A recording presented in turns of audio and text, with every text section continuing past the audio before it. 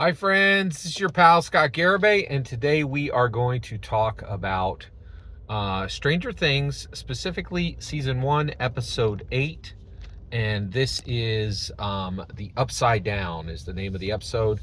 And at this point, we pick it up with so there's three primary teams at this point. There's Hopper and Joyce, there is Lucas, Mike, and Dustin,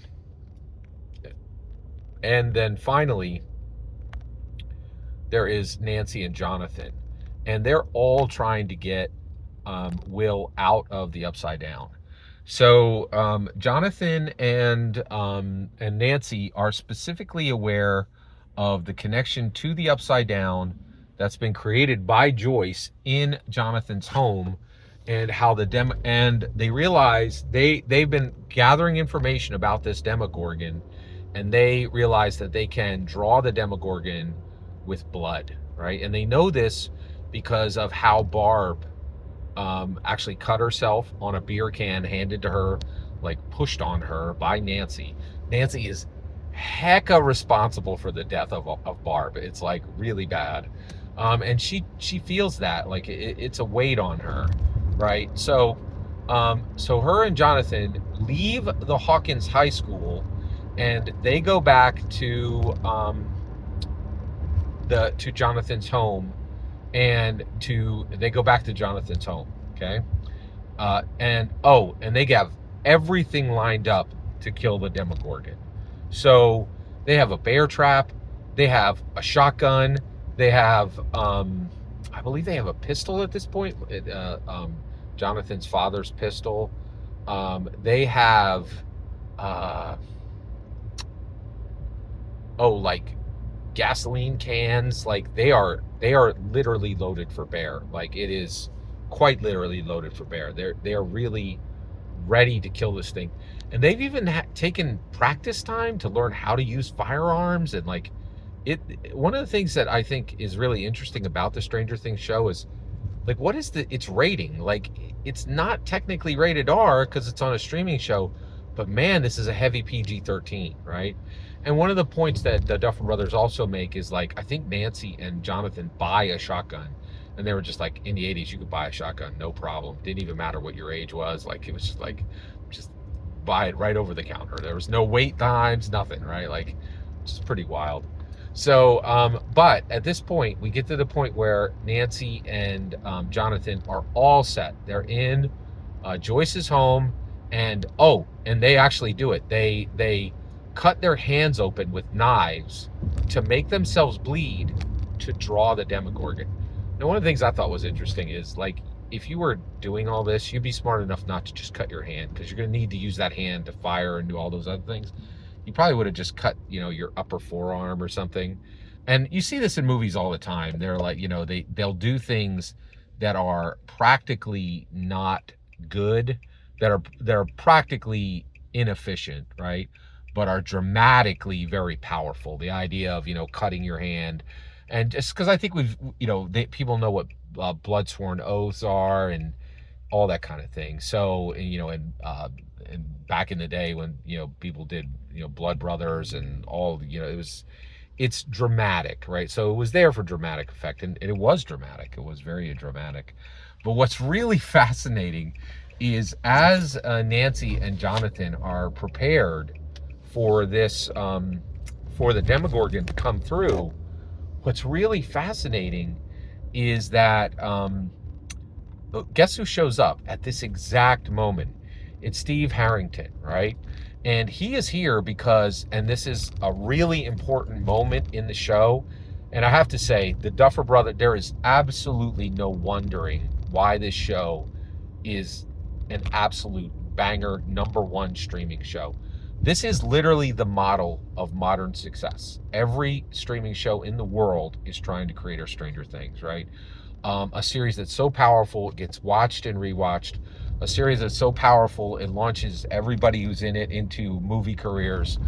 A multi-billion-dollar legacy IP. That's what they're trying to build here, and that's exactly what Stranger Things is. Everybody, you've made it when your intellectual property belongs with Dungeons and Dragons on the Lego shelf, right? That's it. That's, you've made it, period. Right? It's incredible.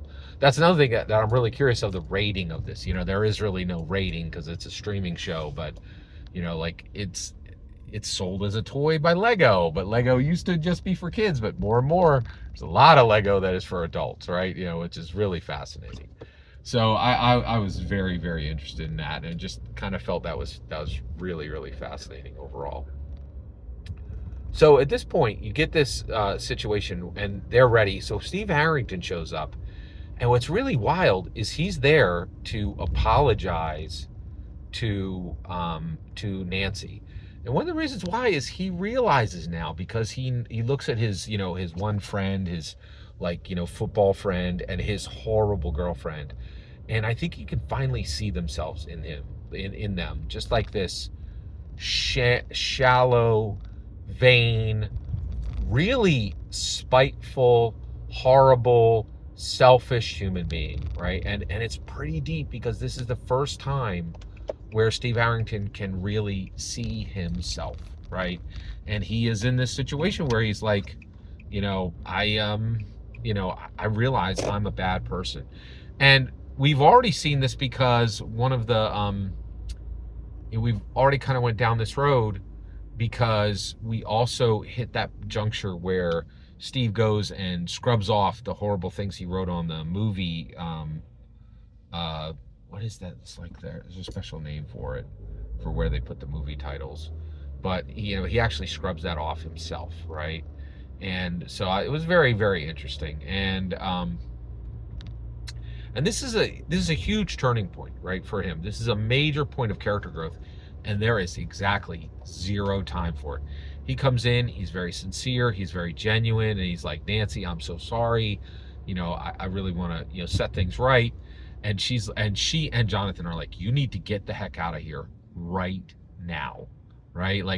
And he's like, what? And they're like, you have no idea what's coming, and they're like, hey, we don't have the time to explain to you that there's an incredibly dangerous predator coming from a supernatural realm, right? And so they're trying to get him to go, but then then the signs that the Demogorgon is coming, and Nancy's like, listen, all heck is about to break loose. You better be ready, right? Just be ready for what's about to happen. And so Steve Harrington, unlike everybody else in the show who realizes what's happening, gets the chance to realize at a slow pace, oh, I think there's something dark in that shadowy corner.